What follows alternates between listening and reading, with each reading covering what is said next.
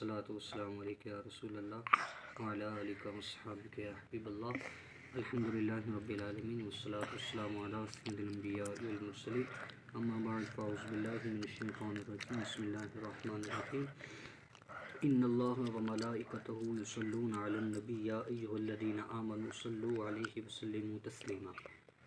بے شک اللہ تعالیٰ اور اس کے فرشتے نبی کریم صلی اللہ تعالیٰ علیہ وآلہ وسلم کی ذات پر درود پاک پڑھتے ہیں۔ اے ایمان والو، تم بھی پیارے آقا علیہ الصلوۃ والسلام کی ذات پر درود و سلام بھیجو۔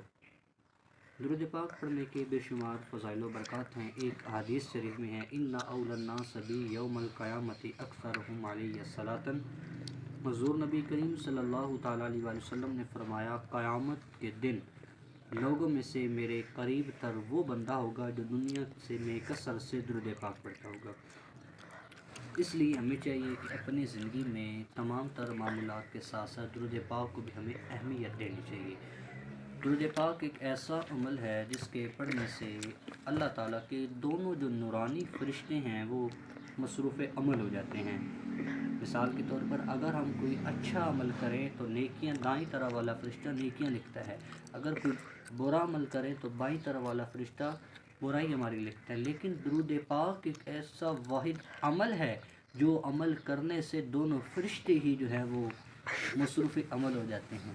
دائیں طرف والا فرشتہ نیکیاں لکھنے شروع کر دیتا ہے اور بائیں طرف والا فرشتہ گناہ مٹانا شروع کر دیتا ہے۔ دکھوں نے جو تم کو گھیرا ہے تو درود پڑھو، حاضری کی تمنا ہے تو درود پڑھو۔